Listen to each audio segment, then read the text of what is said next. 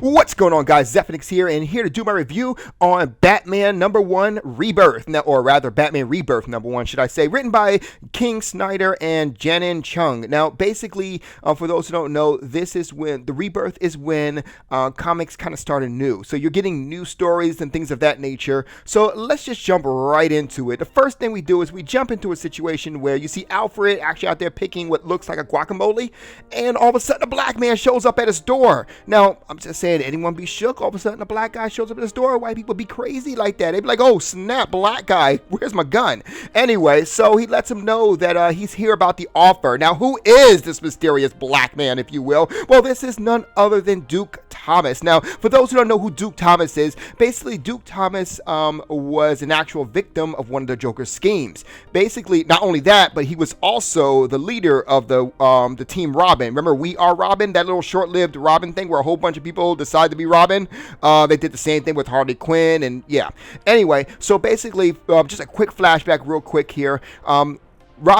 Joker was going to go ahead and recreate Batman's family's murders, with the Thomas family. So what he did was Batman went out there and he was able to go ahead and save Duke Thomas, but his family actually succumbed to the actual mind control of the Joker's toxic, and therefore they are kind of well, not dead, but they're kind of out of commission, so they're still looking for a cure to fix them. So that's pretty much where we are, that one. So he's here about a certain offer. So that is definitely a thing. What offer could he be talking about? Well, it looks like sometime in the spring, basically, Batman was taking on Calendar Man, not really much of a bad guy in my opinion, but it is who it is. Anyway, so he took on Calendar Man, took him out, where he worked with the commissioner to go ahead and take out the spores in the area. Sounds like some kind of bioweapon and things of that nature. Anyway, with a big shock and all, thanks to Alfred producing some sort of electricity outside of the bat suit, he was able to go ahead and defeat all the spores.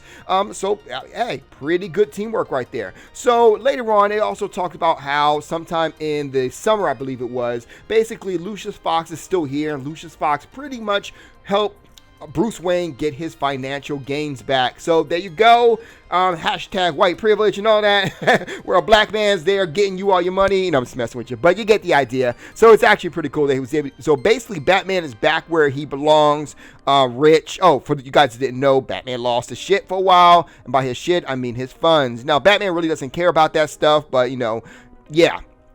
So basically it goes back to the Batcave where Duke Thomas is talking with Batman, and Duke Thomas is like, well, why am I here? Do I need to be a Robin? Not so sure if Robin needs a Batman. Batman responded with, I'm not training you to be a Robin, I'm training you to be something new, and showing off this very lackluster bat suit. Now, I'm not really sure what this bat suit is supposed to be, aside from yellow, which is definitely different from Robin, which is kind of a letdown. You're like, damn, black man can't be a Robin, what the hell? But I will say that basically this suit is not really sure what the suit is. No cape, no nothing. Just kind of looks like something that you would put on if you were riding a motorcycle.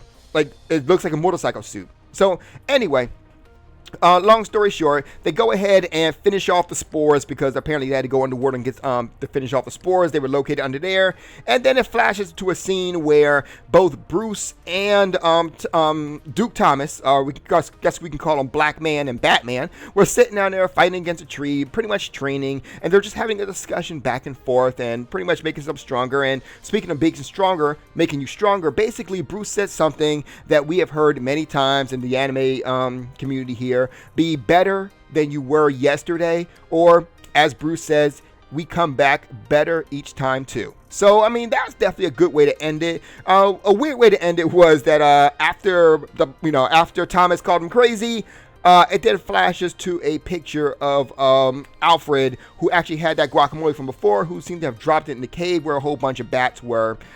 Okay, I'm not sure exactly what that was all about, but it is what it is. So basically, when it comes down to it, the first Batman Rebirth, it's a decent start, and it definitely introduced one character and starting a new direction in terms of where he's going. Now, it hasn't really given us a story in terms of like what's going on regarding it. Why is he there? Hell, if you didn't actually read some of the Bat comics, you wouldn't even know who the black guy was. And so that's kind of weird. It's like, okay, this will be a rebirth, but you're not telling us who the hell this is. It just so happens I was smart enough to put things together after he actually kind of explained himself as Duke and whatever the case may be.